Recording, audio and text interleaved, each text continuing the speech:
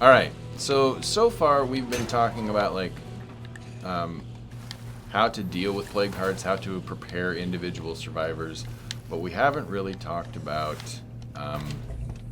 what was the next thing, Geoffrey? Building your community? Building your community. We haven't really talked about that. So I'm gonna go ahead and wake up a couple of plague hearts here, because that will set us up for the fourth talking point today. All right. Texas Digital Gaming sent me some he created and sent me some old school Atari cartridges. These are legit Atari cartridges, you know, that kind of thing. But State of Decay 2. And it's got the thing on top. I've got a serious producer's dilemma here because, Joe's facing an exciting battle, but also I want to zoom in on these cartridges. I might have to show them later. So in building a community, we're just going to go ahead and I'm going to wake up a couple of plague hearts, and then we'll go do this meet and Selmo. Whoa, look at those. That's crazy. What games are in those? Who knows? I haven't put them into my Atari yet. Well, clearly it's State of Decay and State of Decay 2. Well, obviously. My worst nightmare would be I'd put it into the Atari cartridge, and then it would like tear one of these. So they'll never go in a cartridge. They're probably all ET. Maybe. Who here actually played that ET? I didn't. My buddy and I went to the store. We pooled our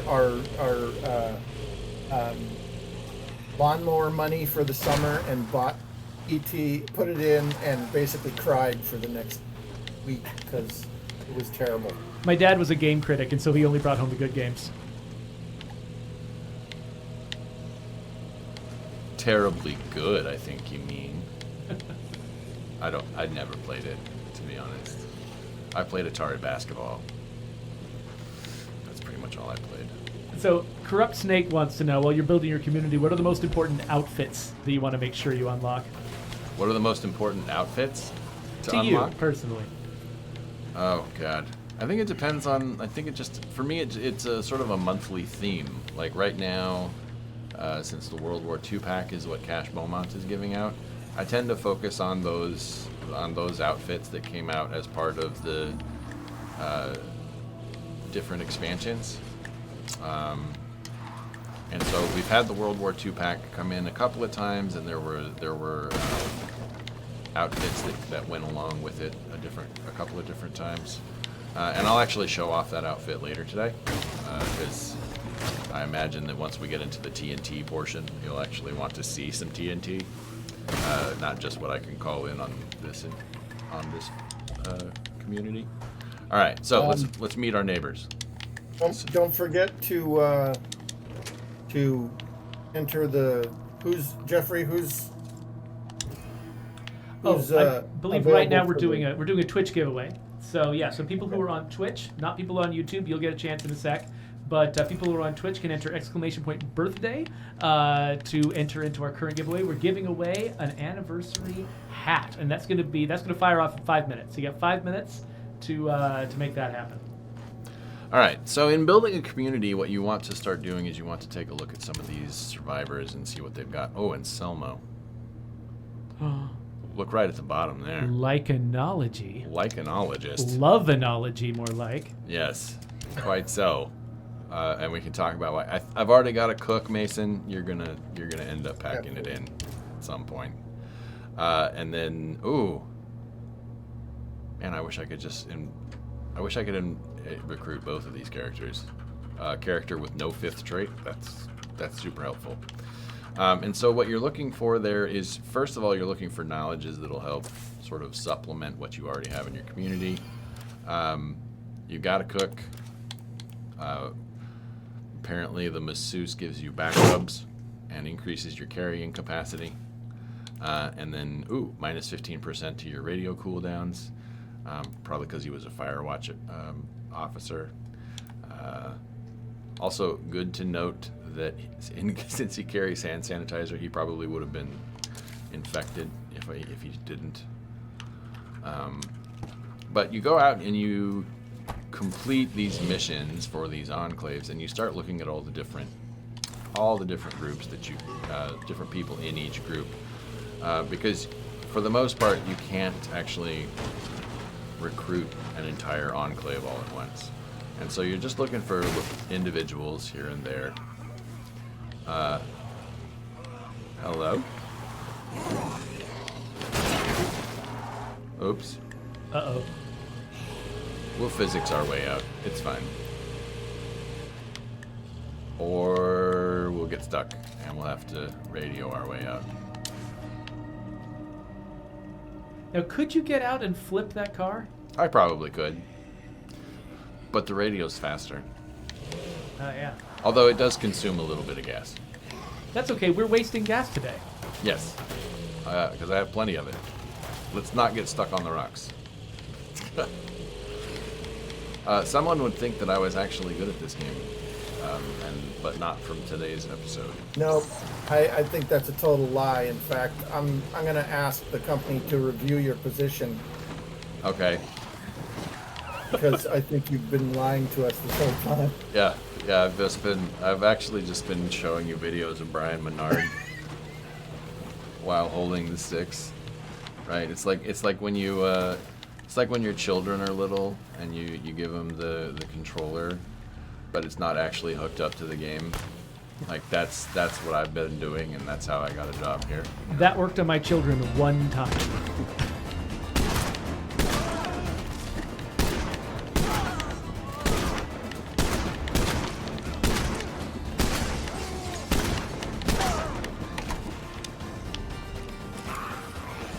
All right, is this gonna work?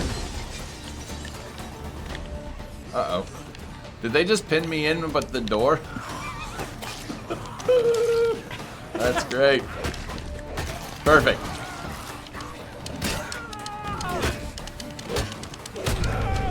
Oh no. Just make sure we're recording this. Oh yeah. Oh yeah. Uh-oh. All right, I gotta get in the car. They're actually shooting in there. Make This sure is we're going on recording YouTube. this moment. Uh-huh.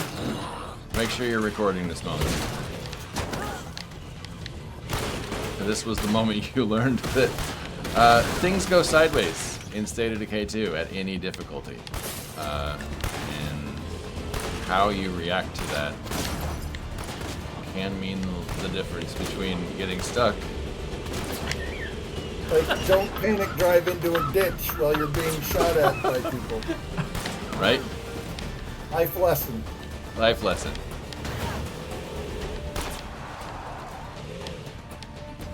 I love this. Because usually I see Joe just pull off the most amazing, death-defying things, and now I'm having a grand time watching you struggle through. He is staring death right in the face right now. This is love it. amazing.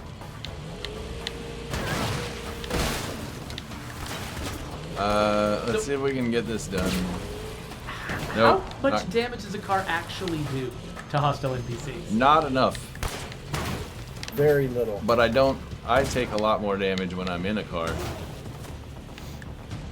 I believe that I bugged that it takes way too long for a car to kill. But, we'll see.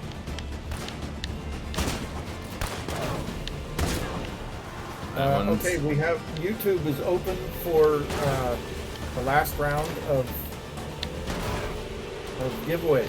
Yep. If you are watching live on YouTube, you can hit ! Enter and enter to There's a win dead our one. last birthday hat. It's going to be great. And also congratulations, our last Twitch winner was Almighty Echo. So nice going.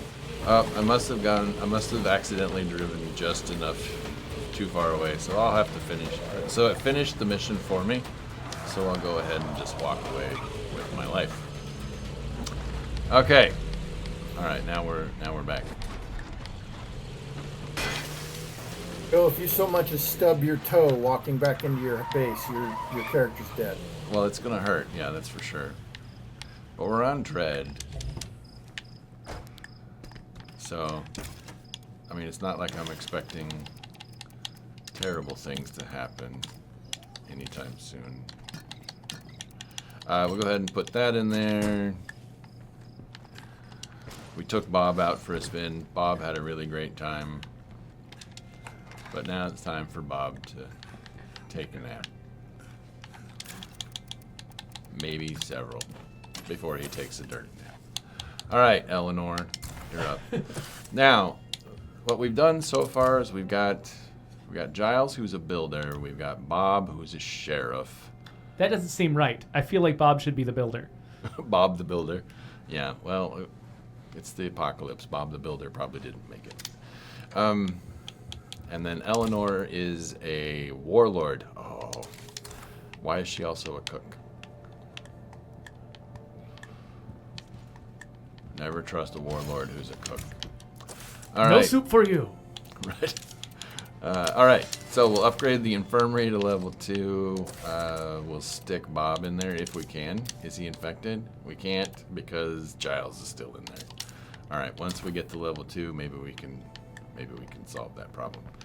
But for now, Eleanor's got a nice baseball bat, but she does not have all of the things.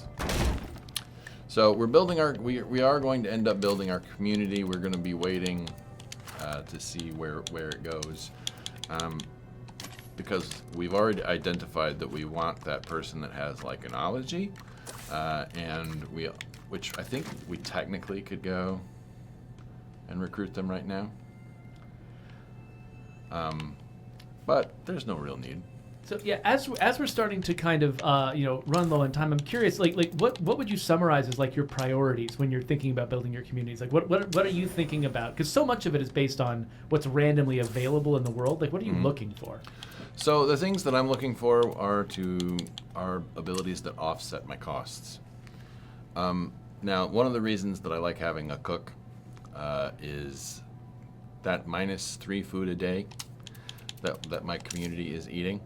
I can actually cut that in half, and that actually improves sort of how well my cook does. Now, here it's cooking is at 6. All right, maybe we could do enough. So we could consume some of our food and skill this person up, but enacting rationing over time, if we go into like nutrition, it'll decrease the stamina bonus or the stamina penalties and all kinds of different things. If you have cuisine, I think it decreases the morale penalty or increases the morale that a feast will give you. All kinds of different things. And so having a cook helps a lot. Now that person that had like an ology, let's go ahead and solve that problem really quick. How much time do we have, Geoffrey? It is 3:45 right now, so we have 15 minutes left. All right, so we will go and grab this person to build a community, and then we still have one more. Is it one more? Yeah, you got one more section you wanted to do. Okay. So let's go recruit that person with like an ology, and then we'll talk about that other thing. So a lot of it is based on random happenstance, but that's why characters with no 5th skill are super important. Oh, you know what? Oh, that's cool.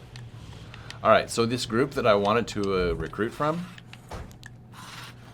they've just given me a mission to help find them a plague cure. So I'm going to go and I'm going to accept that mission because that's going to save me some influence, and I'll be able to recruit one of them for free. All right, that is Anselmo, which I think is who I wanted to. I'll go find you. Explain how that saves you influence. So what this is going to do is, right now they're friendly, okay?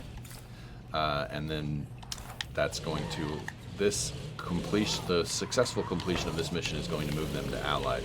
Allied Enclave members will join you for free, whereas friendly members cost you influence. So like members of friendly enclaves will cost you influence if you want them to join you.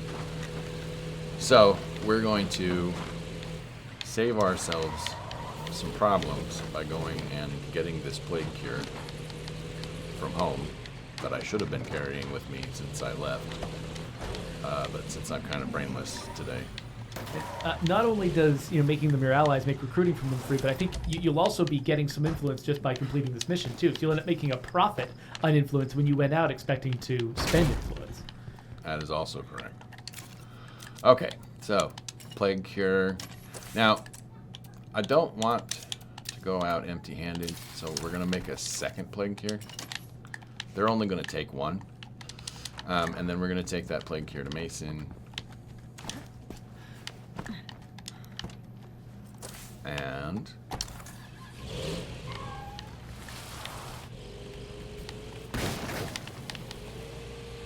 we're on our way. Joe, I go at it a different way. I just take the first people I run into, I take them all and then just deal with the consequences. Is that why I have to bail you out so often? Let me think of any time you've ever had to bail me out, and never. So, yes. You talk a big game on stream. I will sometimes actually deliberately target the worst characters that I can find just because I think that's funny. Yeah. Yeah, one of my favorite characters is this guy Jaden, who's got one lung and the lowest stamina bar you've ever seen. I mean, I do it because the original intent was for State of Decay philosophically was you can make the best with what you have, what you find. And I extend that to people because, this is actually an interesting choice. Sorry to interrupt. If I was maybe not quite as capable, yet in the apocalypse, somebody came up and asked me, I'd be like, yeah, that's great. And they look at me and say, oh, your stamina is 10% lower than everybody else's. Later, loser. I'd feel really bad. So now I am provided with, at least as far as I'm concerned, hi, buddy. I am provided with an interesting choice. Because one of my favorite Enclave benefits is Gun Safety Club, where you get extra ammo income and shooting experience. Oh. But the person that I wanted to recruit is in this group. And what happens if you recruit them? If I recruit them, this Enclave is going to be disbanded and I no longer have the Gun Safety Club. So I think Anselmo gets to stay right where he is for now, until things, lighten up. But that is part of your building your community. It's like there's so many different things that contribute to the success of your community. Part of it is the people. Part of it is the investments you make in facilities and outposts. And these Enclave benefits are another one that it's easy to discount, but you got to think about.